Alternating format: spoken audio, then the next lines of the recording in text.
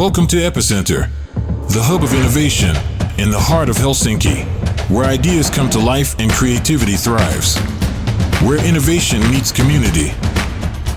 Get ready to learn, network, and make an impact. Let's go. Okay, welcome back. That was a fast 10 minutes. Now you get to spend more time with me because this time I'll stay on the stage and ask questions. How are we feeling so far? Yeah, we can't lose our energy during the second session. There's a long fucking night ahead of us with lots of cool stuff happening. So we gotta keep the energy up. Yeah. All right. So welcome back. I want to know: are we living in the recruitment revolution? I think so.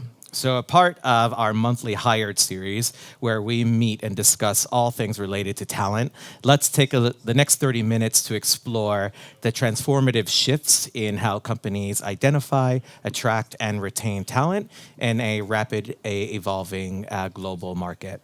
We'll delve into the integration of cutting-edge technologies like AI and gamification, the critical importance of diversity, equity, and inclusion strategies, and how return to work mandates are shaking up the market.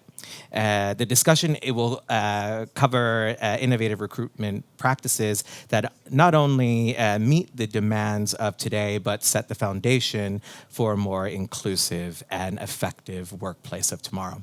So let's begin. First up, we have I'm going to butcher every single one of these last names, so you'll just stay with me. Andrew Kolokonikov, who is the COO and co-founder of Curious Talent. With a decade of experience in scaling tech companies, Andrew has built talent functions from scratch and now focuses on guiding career transitions toward sustainability in the tech sector. Please welcome Andrew to the stage. Next, please welcome Anni Helinen, COO and Head of Talent Recruitment Services Seekers. Annie brings over 15 years of experience in talent acquisition and is dedicated to sustainable business and work-life practices. Off the clock, she supports her children as an enthusiastic sports mom. Please welcome Annie to the stage. Joining us is Marjuka Laakso, Chief of Recruitment Services and partner at Cleverly. With extensive experience in both talent acquisition and social psychology, Marjuka specializes in merging AI with psychological insights to make recruitment processes more fair and more effective. Please welcome to the stage. And last but not least, we have Oliver James, who's the Director and Partnerships for the UK and Ireland at Seppo. Oliver's expertise lies in gamified solutions, enhanced recruitment across Europe. Beyond the office, he's known for his spirited stint on the UK game show, The Chase. Please welcome to the stage, Oliver.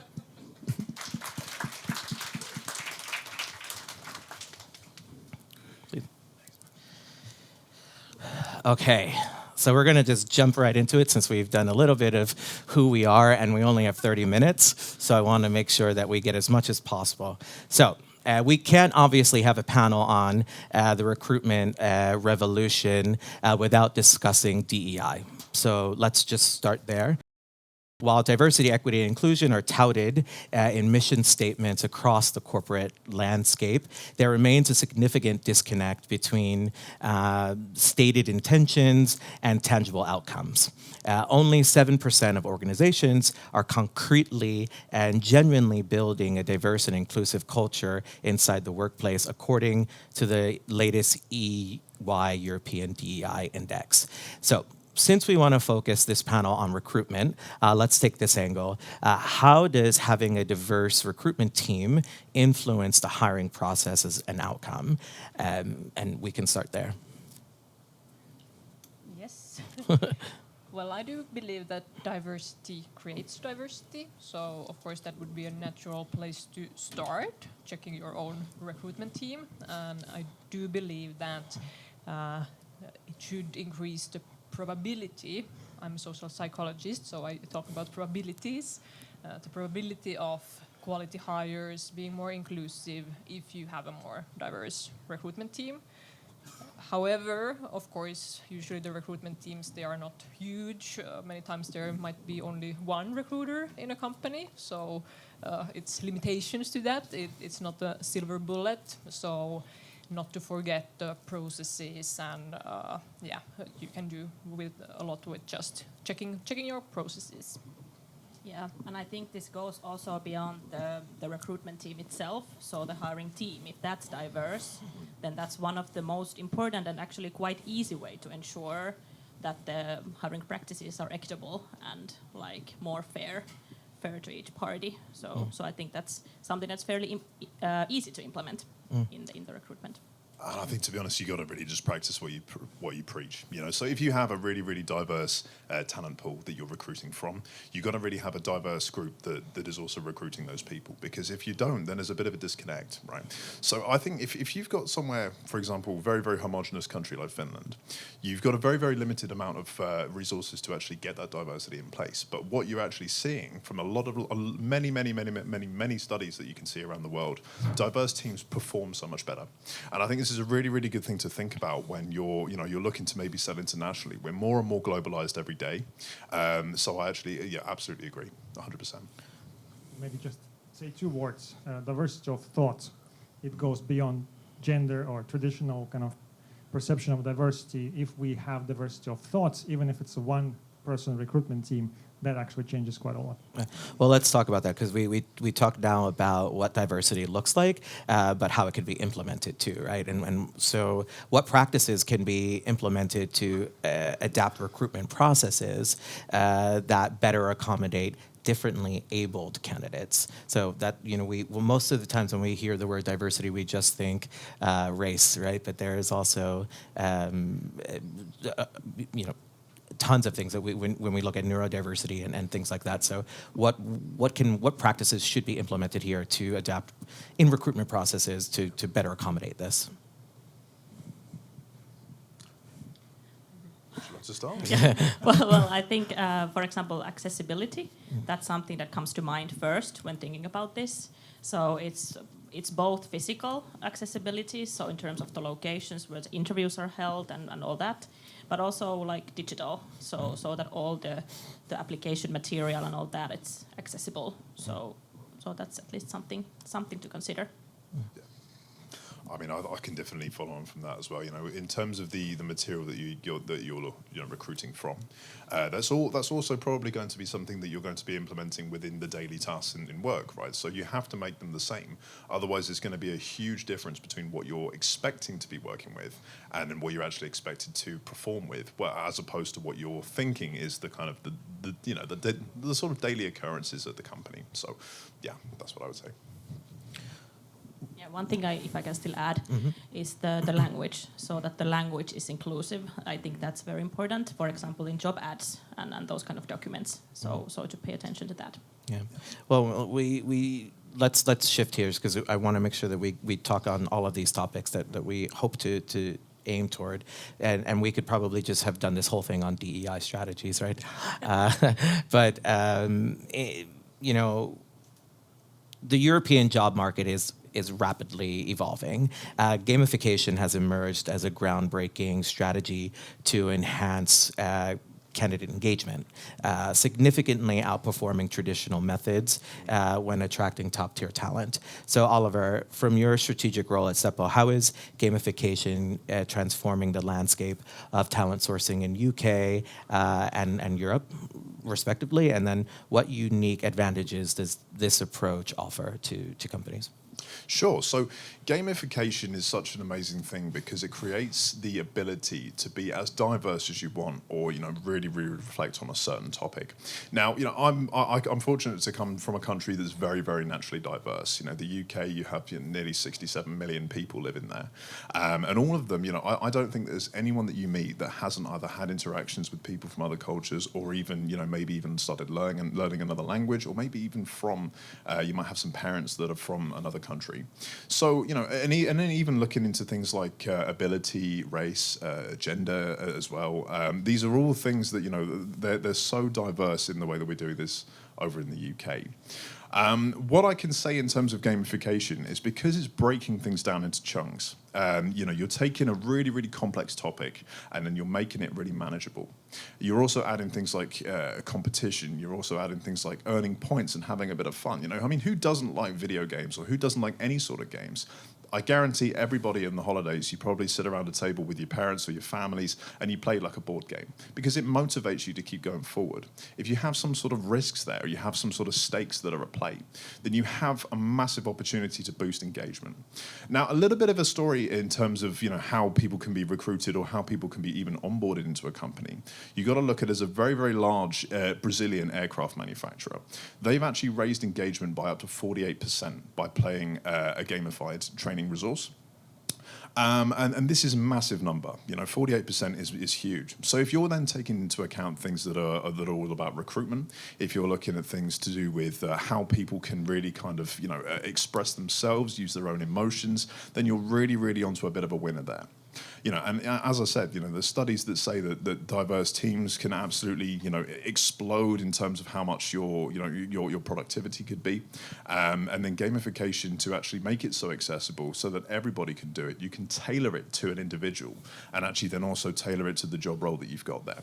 So I think the main thing to take away from all of this really is, if you have something like gamification, if you have something like that's very kind of modular that you can keep making and keep improving and keep transforming, then this will align with your clientele, your staff, your recruitment processes, because they're also transforming. Now, in Europe, sometimes it could be quite hard because the talent pool can be quite short, even though there's a lot of people. And this is actually a really, really big thing because, if you've got such a small talent, a small talent pool, it's very, very competitive. So you need to be able to make sure that you're making the right hire. If you're making a wrong hire, you're going to be losing money. You're going to be losing interest. The person who's actually joining that company is actually going to be losing interest in their work. And the one thing that you're actually going to start seeing is that people aren't going to be satisfied, whether or not you're the company that's hiring someone or if you're the person that's been hired. And then you're just going to have to do everything again. So, putting gamification, putting something that's very good and human like that, absolutely is the best thing you can do. Ani, I saw some squinted eyes. Do you have something okay. to add? Yeah. Okay. I'm glad it's listening. Well, we talk a lot here about tech optimism, specifically with AI and all the good that it promises. With AI and machine learning poised to redefine talent assessment, I'd love to talk about how these technologies promise a more efficient recruitment landscape. So, Andrew, you have a pretty extensive background in scaling high-growth companies and tech companies and startups. So how have you witnessed the transformation in candidate assessment practices? Specifically, how is the integration of AI reshaping the way companies value potential hires? And what are the most significant impacts in your brain of higher quality? Since we just went there with Oliver. Absolutely. Thank you for asking, Joy. Very important question. We have to realize that recruitment starts with a plan. It's a team sport, and job of a recruiter is to help the company, hiring managers, management, to figure out how they can get to the results, the business results, through talent by having right people in the right place in the right time. And basically, once we figured this out, we hopefully shaped certain number of skills that we need to have covered by certain hire in the company. And when we objectively estimated what we are expecting, then we can objectively assess the candidates against this set of skills. And I think where AI is coming in very handily here, it allows us to partially eliminate the personal bias, but focus on just the match between the skills. And that is definitely something a human also can do, but AI can do it much faster. Now we have to also admit, just yesterday I was listening to somebody who said that ChatGPT also has a bias. So AI is also biased based on what data was used to train that AI. Well, speaking of that, Mariuka, leveraging your expertise in social psychology, I think this is a great way to segue to you. So, can you discuss how combining AI with psychological insights is transforming the recruitment landscape in Finland and globally, and how does the integration impact hiring processes and outcome, particularly in reducing biases? Yeah, I do recognize some like mixed feelings. You mentioned the tech optimism. I do recognize that, and then a bit of concern as well, of course. And when we are talking about reducing bias in hiring processes, AI or no AI, I would always start with stop over relying on resumes. Resumes are like baked in with bias. And then we have the, yeah, you are ruling for that.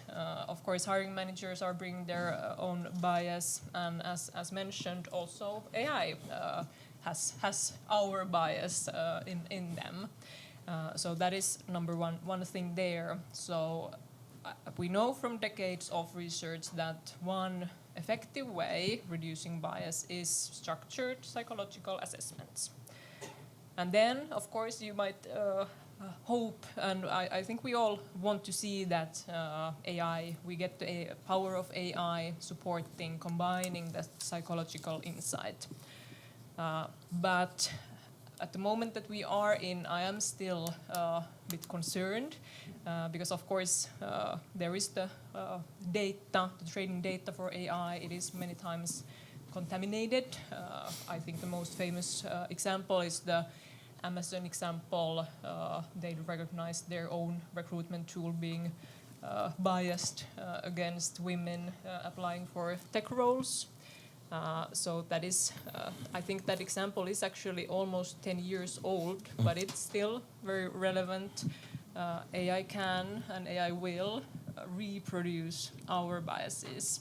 So I think for obvious reasons, companies have this goal of removing the human of the process, but I wouldn't do that completely. I would want to have those human experts, human psychological understanding, insights, because many times machine learning, they do take like this, any correlation that they can find, and that is how you actually start by accident discriminating women in tech, for example.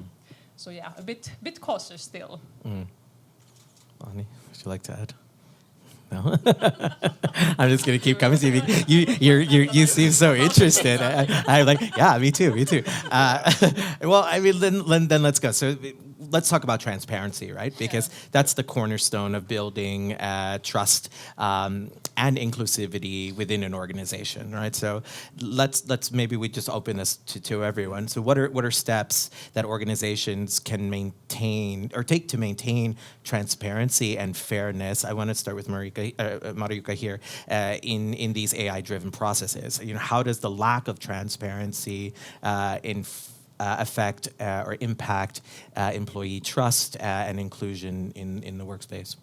Yeah, transparency is actually the key word here, since what we are now seeing, if you encounter tools like AI-powered recruitment tools, that is the issue there, that oftentimes the algorithms, they are not, or they have not been properly researched, or they lack any concrete, real evidence of the accuracy of the performance predictions. And that is the thing, and that is actually coming a key cornerstone on European Union labor laws coming in the next couple of years, that companies should be able to tell when any of these automated decisions are being made. What were those decisions based on? And right now we are in a situation, and will be even more in the future, I know that, where the test takers, candidate assessments, the candidates, but also the recruiters, they don't actually know the algorithm. They don't know how the decisions are being made at the moment. So yeah, transparency, explainability should be there. Speaking of transparency in general, I think every job seeker wants to understand what happens next. If they applied for a job, when am I going to hear back? Many people never hear back. It's just sad. And then also there is this interesting notion that people talk about in the age of AI that, okay, everybody is making their applications with AI, and then companies are using AI to assess those applications. Where does the human come in? So we make AI apply for jobs, we make AI assess the applications. I think it's a bit of cheating on both sides. So I think we have to be transparent and about that in a way. Like one of the best applications I've received actually last year was from somebody who sent me a cover letter explicitly generated by ChatGPT and said in the beginning, this is the mandatory cover letter I generated for you. And I still spoke with this person because I found it very funny and genuine. Everyone hates a cover letter, though, right? It's like, just look at my fucking resume. I mean, so let's try and find some optimism here. So it's not all doom and gloom. What can we see as, you know, potentials for good, right? With this technology. I mean, if, you know, from the applicant side, right, we know that it's going to help us create, you know, CVs quicker and cover letters, those mundane tasks. But from the recruitment side, what are perks that we're seeing across this panel here? Well, I guess it's a lot about efficiency and making so there's a lot of advantages there that you can actually optimize the processes and do things quicker and more efficient. But what I feel that is super important still within recruitment is something that cannot fully be done with AI anyway. So it's a lot about creating the connection with the candidates, connection with the hiring teams. So that is the essential, and I think that's, at least to my understanding, something that AI can't yet at least do. So there's room for that anyway. Any positives? Yeah, I mean, I think AI is amazing. Now, I come from a small farm town in the southwest of England, so I think AI is the coolest thing. It's high tech, I love it. And it's very, very good for, you know, making decisions that are going to be, you know, for example, you need quantity, you need things processed in record time. I think it's great because it will automatically select pre-selected things, so I think it's great. However, I am more inclined to look more into Anni and Marjukka's statement about the whole kind of, you know, how good is it in terms of, you know, biases and things, because I always think in terms of when you're recruiting someone, a skill can be learned. Attitudes are natural. Right, so you can't really see how willing someone is to learn. You can't really see how important this position would be to them, how long they're going to stay there. And I think it's the best way to do it is combine them both. You know, don't fully rely on traditional methods because they don't work. I was a terrible recruiter, absolutely useless because I was too human, and I wasn't looking, you know, specifically at someone who is, you know, absolutely the killer person for this role, right? So when I was in the recruitment industry, which admittedly was about 6 months, right, I actually was so bad at my job because I was too much on the side of the candidate more than the recruiter. So obviously the AI is great for actually understanding, is this person suitable? Do they have the skills there? However, looking from more of a personal perspective, the thing is about AI is that it's not truly alive, and it can't be truly alive. It's lines of code that's programmed to look a certain way into this. So if you're really, really wanting to find someone who's a bit of both, combine your traditional intuition together. Is this person a good fit? Do they want to really, you know, get going and get stuck into their work? But then using AI, then do they have the credentials? What have they done before? What's their past experiences? Marjukka, I can see you ready to jump in here. But of course, a lot of positive in AI, efficiency, scalability.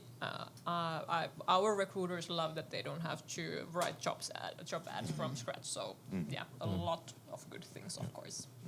I mean, so let's talk about this because this is something that more and more is happening on a rapid basis. So we for years we talked about work from home, then it was a shift to hybrid working, and now it feels like the tide is turning again back to normal, or what was normal before.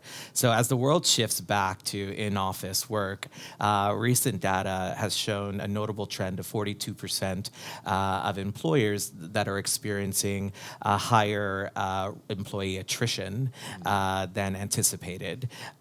with recruitment issues also on the rise, with seeking that flexibility. So Ani, considering these statistics, how can companies adapt their recruitment strategies to attract and retain talent in an era where many employees still are preferring the flexibility of remote work? Yes, so this is a very, very good question. And as a recruiter, this is also very much present in our daily work. So we have these discussions with candidates and hiring managers all the time. And there are some studies that already show that there's a bit of a mismatch now with the candidates' expectations and what companies can actually offer in terms of remote work and flexibility. So yeah, I would say that like a very obvious answer to that is to offer more flexibility in terms of the ways of working. I think that, or like according to my experience, companies have pretty well already adopted to the hybrid world. So companies are offering hybrid work, but I feel that it's still pretty much fixed. So the hybrid is like, yeah, you can work remotely, but we expect you to be at the office like 2 days a week. So could this be changed to like 2 days a month? Because that would already offer a whole lot more flexibility and would open up the talent pool from different locations. So I think that's one angle to look at. That what does the flexibility actually mean, and what are the like terms for this remote work? Yeah, I mean, 2 days. I've had so many conversations with several of the larger companies in Finland, and 2 days is a dream. Right now, it's 4 days, or some are saying 3, and so even the 2 has been quickly removed. Yeah, that's something that we see still quite a lot. But yeah, that's true. And ideally, teams could decide for themselves. So that's something that I would really like to see more, so that there would be that, hey, this is the team, and you can decide yourself that what works best for you in terms of ways of working. And just a simple yes or no, I'll ask each of you this question. What's your prediction here? Do you see a world where we're fully back to the office full time? No, definitely not. No, but I'm seeing the same as Joe. Like 4 times office period, it's coming back. Yeah, but companies can now decide and candidates can decide, and it is a deciding factor. Like, what kind of company culture do I want? Yeah, that's true. I would also say no. But I do feel that, or think that there might be, that some people will return to office more, because of course it's obvious that remote work can't offer everything that real life can. So like this engagement and feeling like belong to some team and all that. So I do feel that there probably will be a lot more movement, but I feel that it should be like not forced, so not like a mandatory thing. No, it's a matter of performance culture in the organization. Yeah, I would like to. I think yes. I think just from conversations that I have, especially when doing this series on a monthly basis, it's just more and more we're hearing, especially from friends too, that they're like, "Crap, I'm back 4 days." In 4 days, right? One day off. So I told you that we wouldn't have time for Q&A because I knew that we would go over. So I have one last question, and this is a complicated question, so I would hope that maybe we can ask as quickly as possible, as we have 2 minutes left. So what single piece of advice would you give to organizations striving to navigate the evolving landscape of talent acquisition efficiently? And we can start just one piece of advice. Maximize creativity, keep moving forward, and always innovate. Nice. Stay updated and stay humble. You don't want to miss this AI train, of course, but also stay humble with your processes, your biases, so on. I sometimes hear recruiters saying their recruitment processes 100% objective, and that is a lie. So stay humble. I agree on this, and the piece of advice that I would give to organizations is to really take good care of your recruiters, because they are the strategic partners in navigating in this environment. So they are really, really crucial to the company success. So that's my piece of advice. in the age of AI, stay human, humane, and curious. Perfect. Let's give a huge round of applause to our panelists. Thank you so much, Andrew, Ani, Mariuka, and Oliver. Thank you. Thank you.